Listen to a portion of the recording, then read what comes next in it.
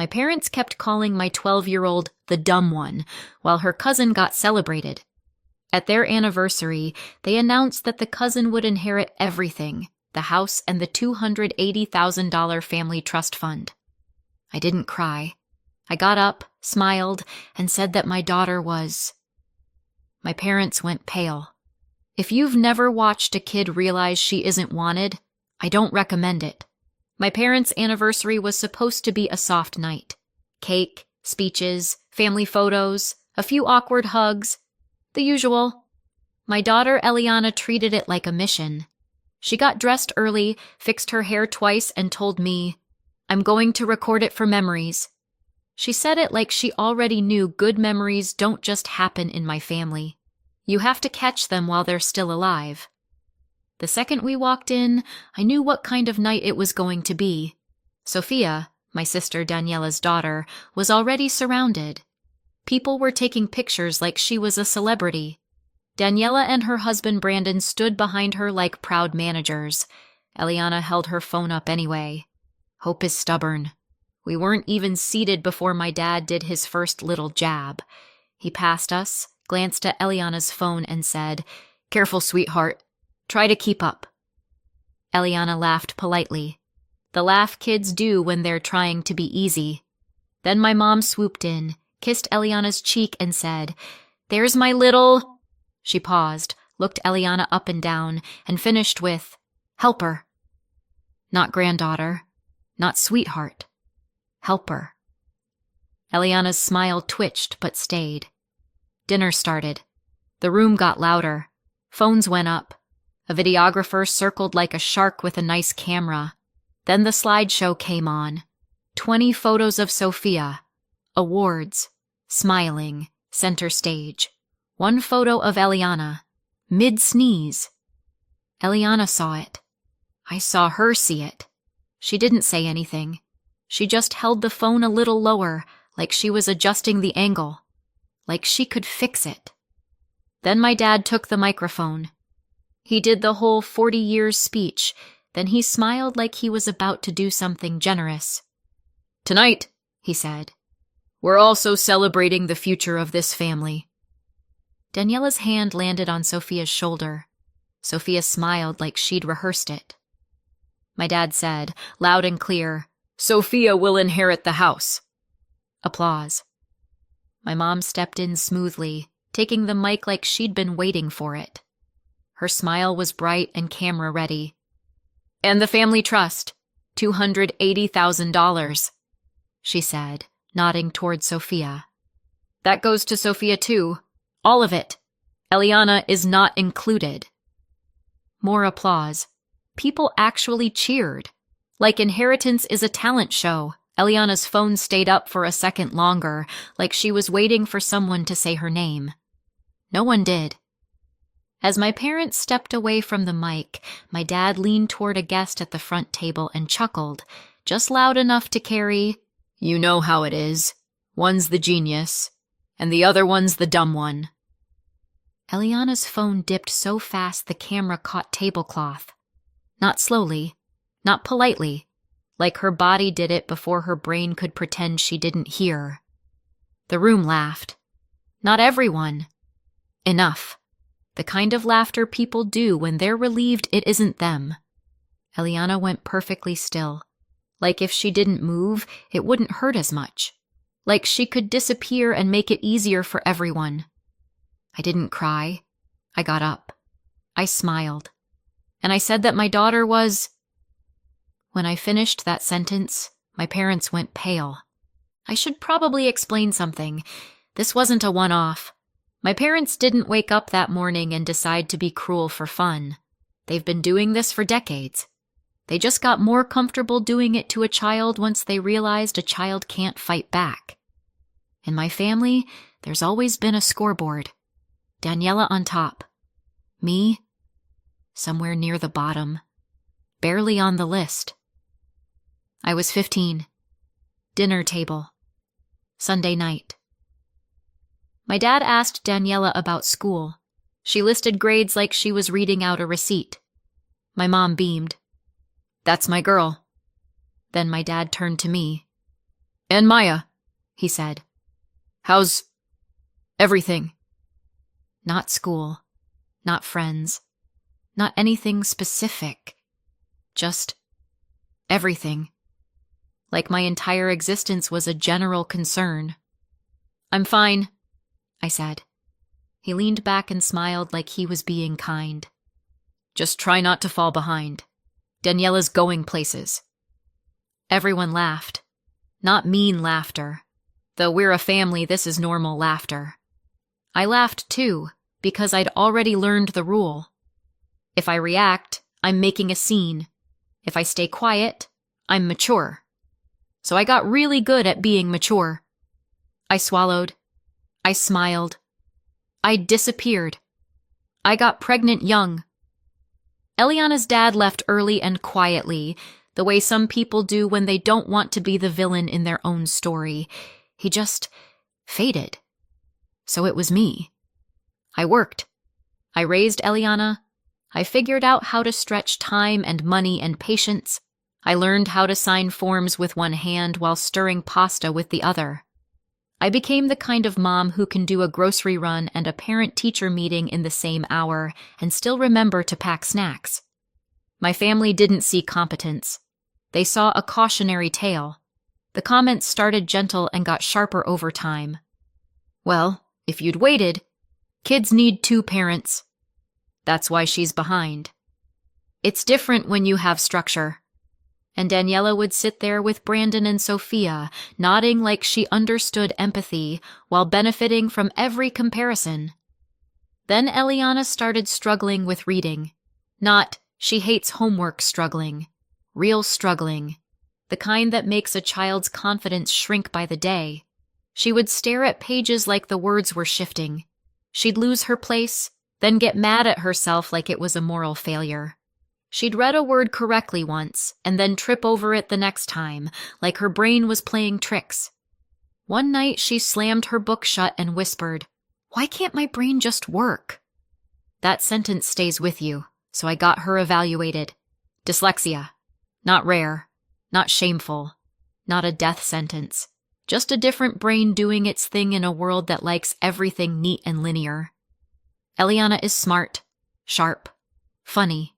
She remembers details from a conversation I had 3 weeks ago that I forgot 3 minutes after it ended. She connects patterns. She's creative in ways that make adults blink. She just doesn't process letters the way my parents think smart looks. My parents didn't respond with curiosity.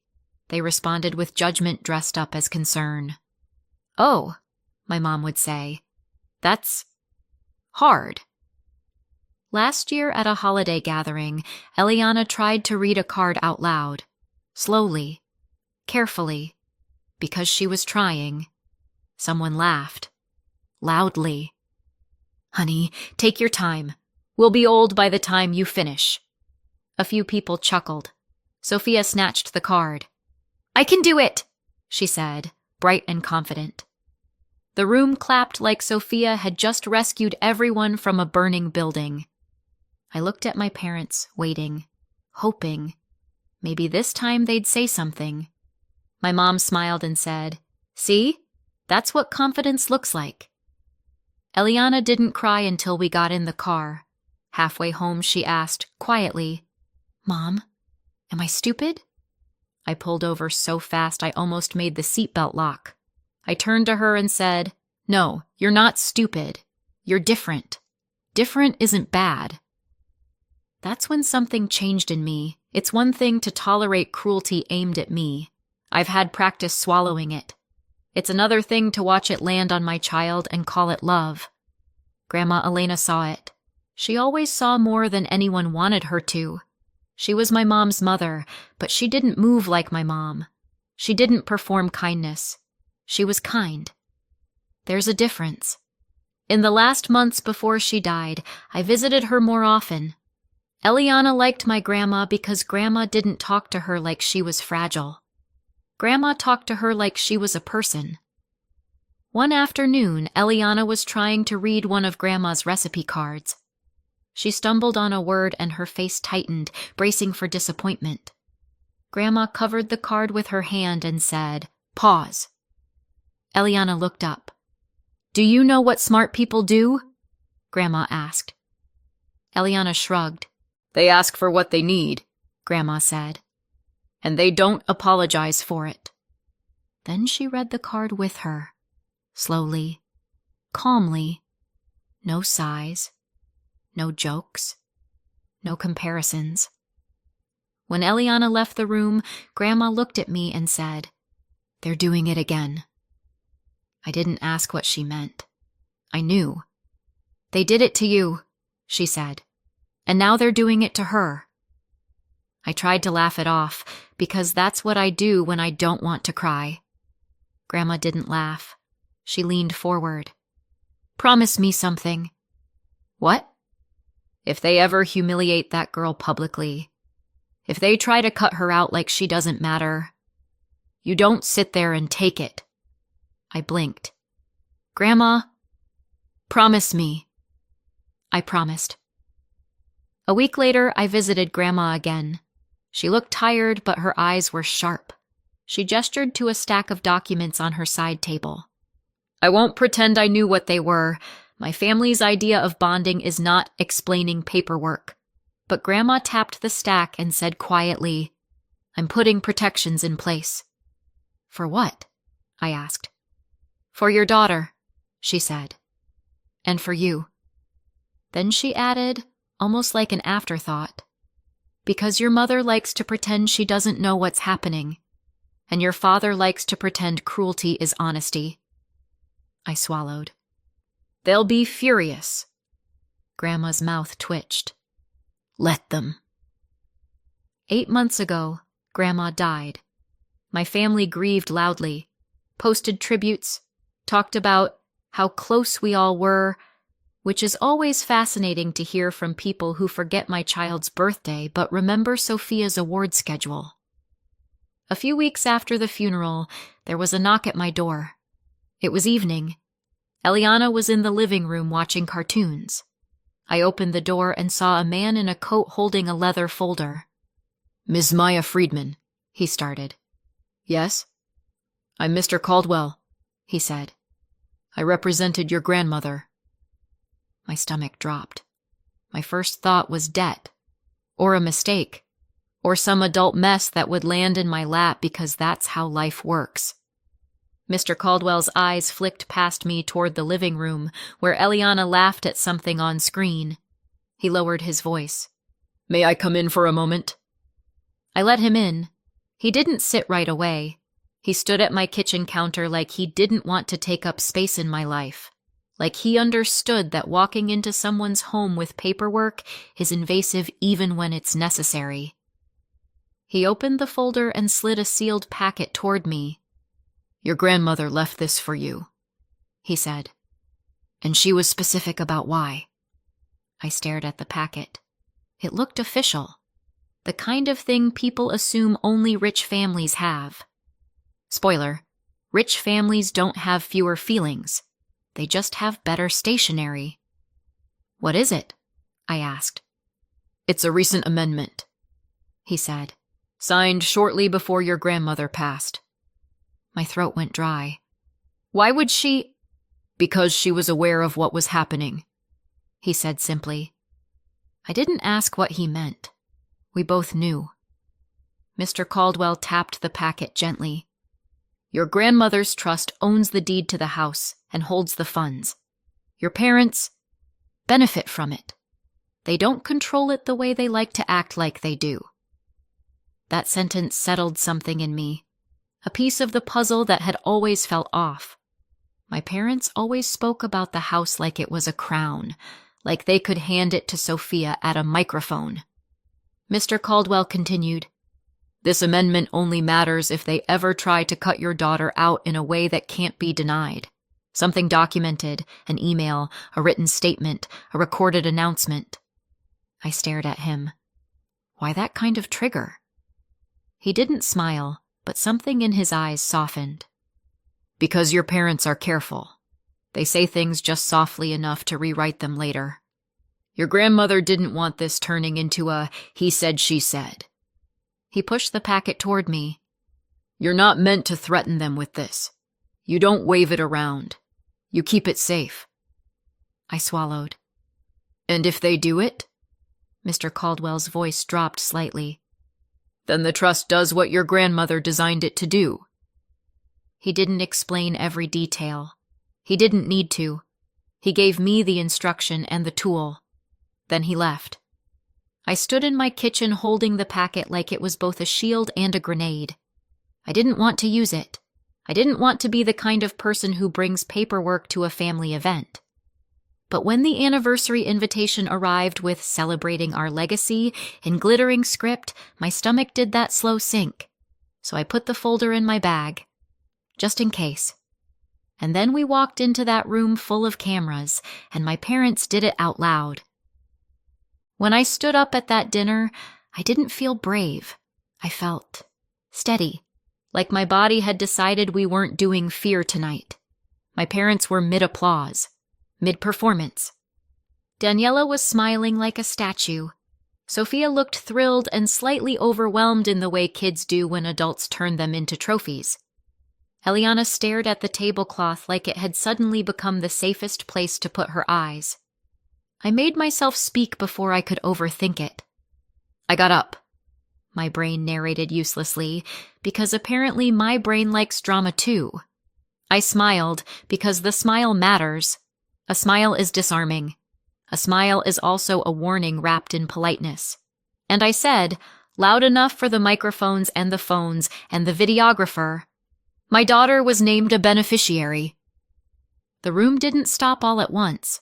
It was more like a wave hitting a shoreline. A few claps died mid-air. A laugh got stuck somewhere in someone's throat. The videographer angled toward me like his instincts kicked in. My dad blinked slowly. My mom's hand tightened around her champagne flute. I didn't give them time to build momentum. Of Grandma Elena's trust, I added, because I was not about to let this turn into a vague argument. The trust that owns the house. The trust that holds the $280,000. Silence. Not polite silence. The kind of silence where people are holding their breath because something is about to break. My dad stepped forward like he could physically push my words back into my mouth. Maya, he said, voice low. Sit down. Not, what do you mean? Not, is Eliana okay? Just control. My mom smiled too brightly. Sweetheart, she said, you must be confused. Daniela stood up so fast her chair scraped. Brandon's hand went to her elbow like he was managing a PR crisis. Sophia looked around, confused, because kids can sense when adults are lying even if they don't know what the lie is. I pulled the folder from my bag and held it up. I didn't open it. I didn't read paragraphs.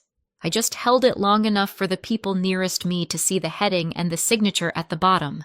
Grandma Elena's name. My mom made a small, sharp inhale like she'd been slapped. My dad's face went an unhealthy shade of gray. That's not... Daniela started. Brandon stepped in, loud. This is inappropriate. I almost laughed. Because yes, Brandon, it is inappropriate. So is publicly erasing a child with a microphone. But sure, let's discuss manners now.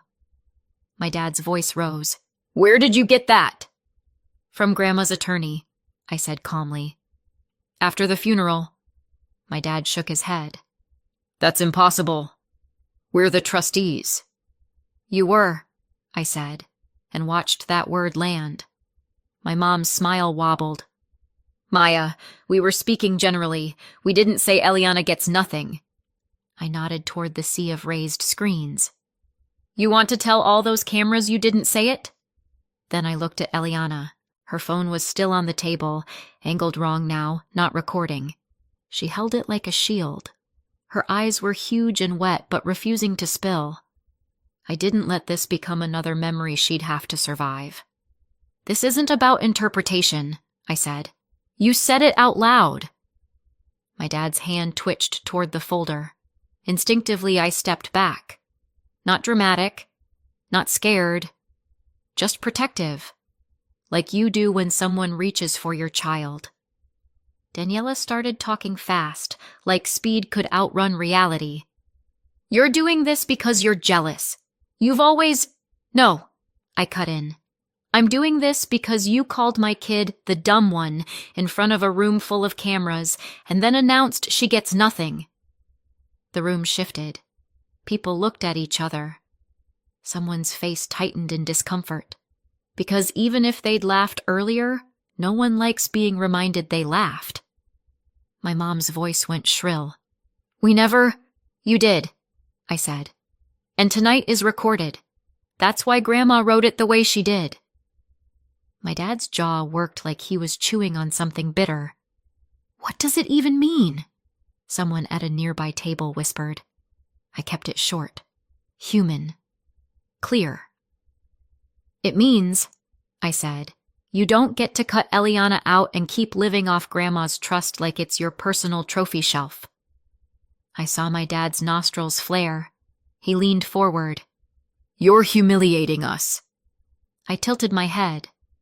"Yes," I said quietly. "Funny how it only counts as humiliation when it happens to you." My mom's eyes flashed. "You're ruining our anniversary." I glanced at Eliana, then back at them. "You ruined a 12-year-old, I said. "I'm just refusing to participate." I didn't stay to argue the details. I didn't stay to be baited. I didn't stay because my daughter was still in the room, and the point was never to win a fight in front of her. I turned to Eliana, held out my hand, and said, "Let's go home." She stood so quickly her chair nearly tipped. As we walked away, my dad called after me, voice sharp and loud, meant for every phone. "This isn't over. We'll contest it." I didn't turn around. I just said, over my shoulder, "Good luck saying you never said it, when you said it into a microphone." And we walked out. We didn't make it to the parking lot before my phone started vibrating like it was possessed. My dad, my mom, Daniela, Brandon. A relative saved as Aunt Renee, because yes, we can name at least one enabler in this story. Eliana walked beside me like she was bracing for impact. In the car, she stared out the window and whispered, "Am I in trouble?" That question hit me harder than anything my parents said. "No," I said immediately. "You are not in trouble. You did nothing wrong." She nodded, still tense. "Did I ruin their night?" she asked. I let out a short laugh, dry, tired. "Honey, they ruined their own night. They've been practicing for years." That made her mouth twitch like she almost smiled, then stopped herself like she wasn't sure she was allowed to. When we got home, I made hot chocolate like it was a spell. Eliana sat at the counter stirring and finally asked, "What does beneficiary mean?" "It means," I said, "Grandma wanted you protected." Eliana stared into the mug. "Because I'm dumb?" My chest tightened. I crouched so we were eye level. "You are not dumb," I said. "You're 12. You're funny. You're stubborn. You have dyslexia. Reading is harder sometimes. That doesn't make you less." She swallowed. "I don't want them to hate me." "I know," I said. And I hated that I knew. When Eliana finally fell asleep, I sat at my kitchen table, pulled up the clip from the anniversary, and emailed it to Mr. Caldwell. No speech, no explanation, just the video. At 6:12 a.m. the next morning, my email pinged. Subject line, "Confirmation of notice receipt. Elena Family Trust." That's the kind of email that makes your stomach drop even when you asked for it. I stared at it for a second, then opened it. Mr. Caldwell's name was at the top, short, clean, professional. He confirmed he had received my message and the attached video clip from the anniversary, my dad's toast, my mom's laugh, the words, "That goes to Sophia too," all of it, floating in a room full of applause. Then one sentence that made my hands start shaking. "The triggering event occurred on record. The administrative steps will begin today." Administrative steps. 2 words that sound boring until they're aimed like a weapon. At 7:03 a.m. My phone rang. My dad. I didn't answer. He called again. And again. Then a voicemail. His voice was calm at first, which is always when he's the most dangerous. "Maya," he said, "I need you to stop whatever you think you're doing. This is a misunderstanding." Then his calm snapped. "If you don't fix this, you will regret it." I saved the voicemail. Not because I'm petty, because I'm a single mom and single moms don't survive without receipts. At 8:20 a.m., Daniela texted. A long paragraph that began with, "I can't believe you would do this to Mom and Dad." I stared at it and felt something in my brain go quiet. Not numb, just done. I typed back one sentence. "You watched them do it to my child." Then I put my phone face down. Because here's what I've learned. Arguing with people who don't want truth is like trying to teach a cat algebra. It's not happening, and you'll just end up scratched. They didn't wait long to escalate.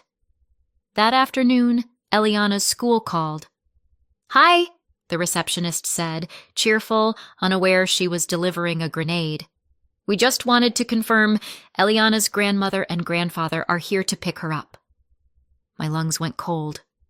"What?" I said. "They said it's an emergency," she added. "They're listed as family on her file." Of course they were. Because years ago, when I still believed in family, I put them down as emergency contacts. I hadn't updated it yet because my life is a rotating list of things I haven't updated yet, including my stress levels. I gripped the phone so hard my fingers hurt. "Do not release her," I said, voice sharp enough to slice. "I'm on my way." I left work early, drove like my heartbeat was steering. When I got to the school office, my mom was standing there with that bright smile she uses when she wants strangers to think she's kind. My dad stood beside her, rigid, already irritated that the world wasn't bending. Eliana wasn't there yet. Thankfully. My mom turned when she saw me and said too sweetly, "Maya, we just wanted to talk to her." My dad cut in. "We're her grandparents." I walked right up to the counter and looked at the receptionist. "Remove them," I said. "From her file. Right now." My mom's smile faltered. "Maya, don't do this." My dad's voice dropped. "You're making this worse." I looked at him. "No," I said. "You did that. You just tried to corner my child at school." My mom's eyes flashed. "We're family."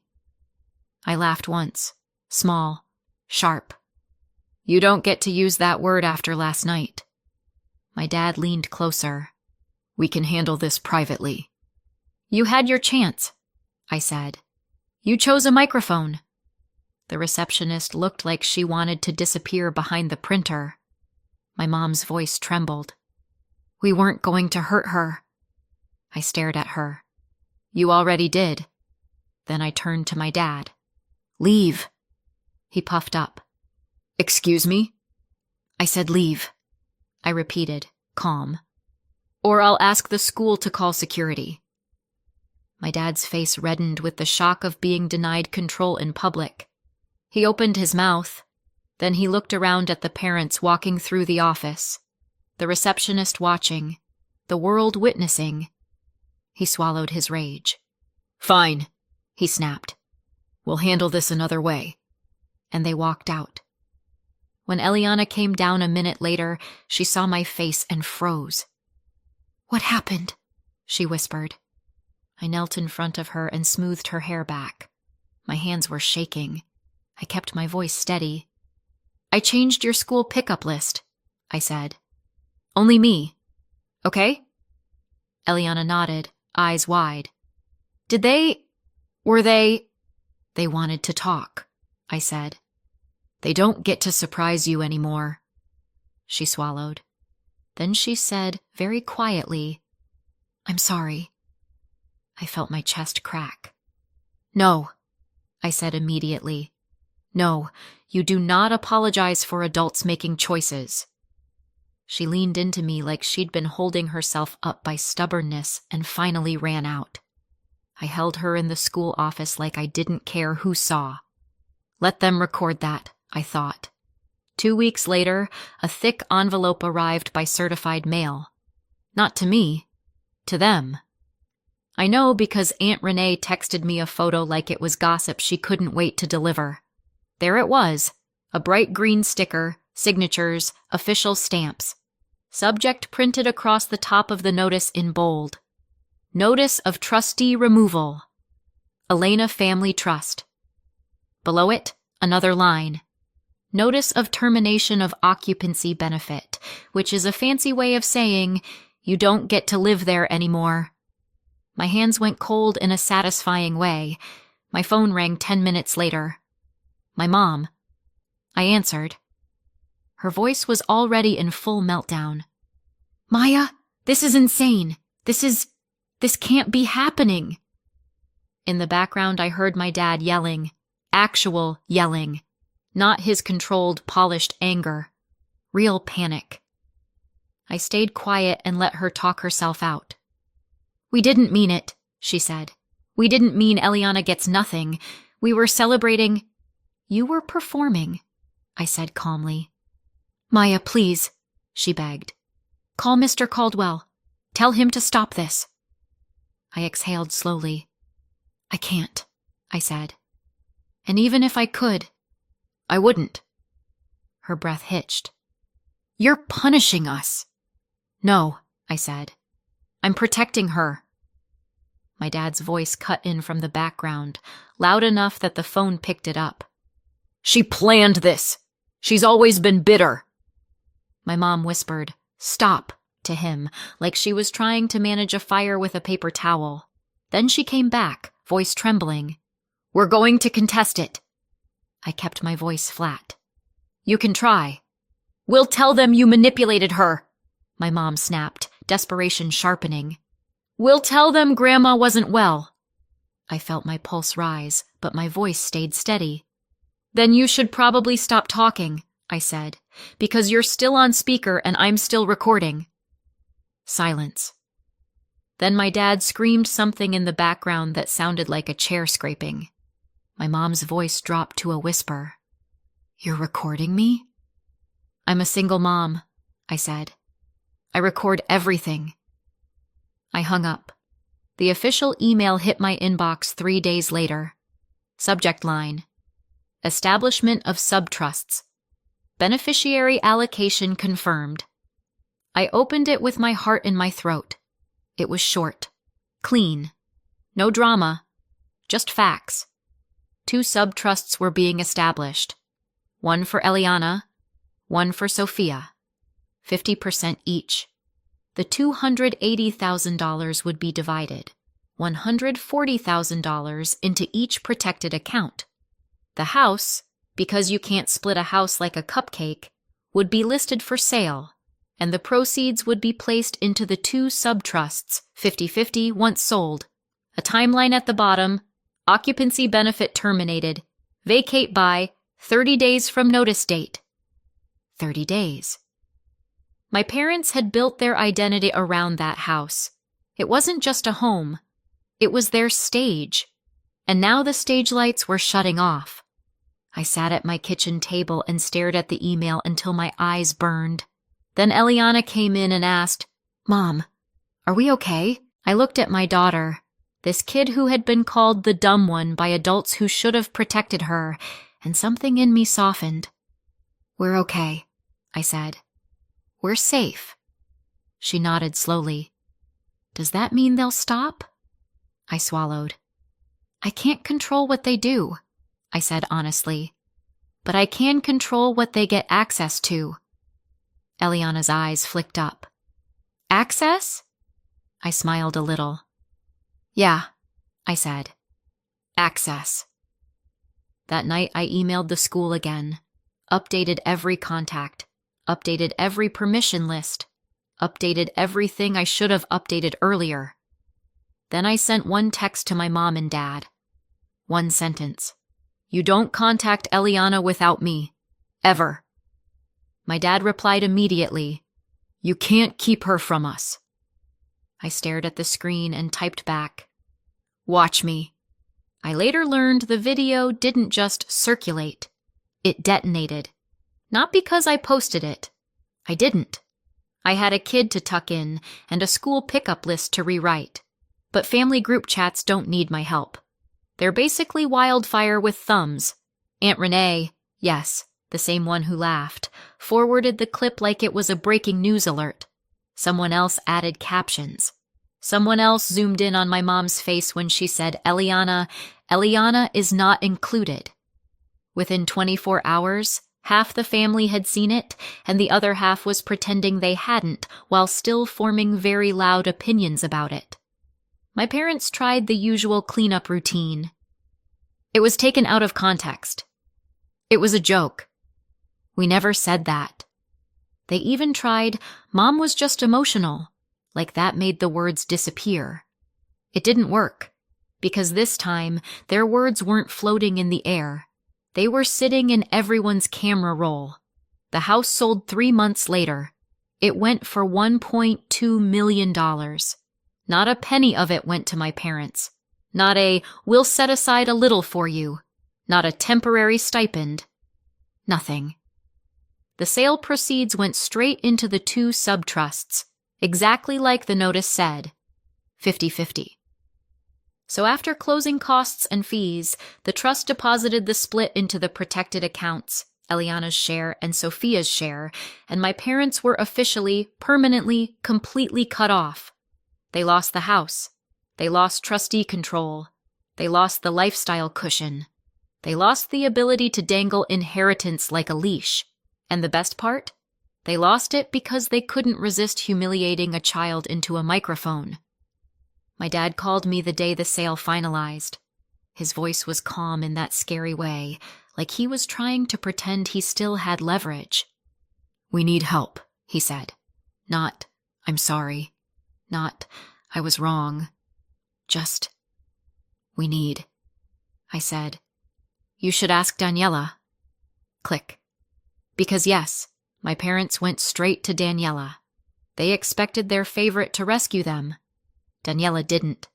She protected Sophia's half like it was Fort Knox and told my parents, very plainly, that she wasn't giving them a cent. She blamed them for triggering the clause in the first place, and then she went right back to her life, which was deeply on brand. My parents spent years teaching her that legacy is a prize and love comes with conditions. Daniela just applied that lesson to them when it stopped being convenient. After that, my parents downsized into a small rental across town. Not a tragic, living under a bridge situation. Real life isn't that cinematic. But the kind of place where nobody cares who they are, and there's no dining room big enough to host a legacy dinner with microphones. No stage, no spotlight, no audience. Just 2 people who finally had to sit with themselves. A few years later, Eliana was 16 and reading on her own, still dyslexic, still brilliant, just not ashamed anymore. As for my parents, I went no contact. They lost access to me and they lost access to her. So, did I go too far or not far enough? Let me know in the comments and subscribe for more.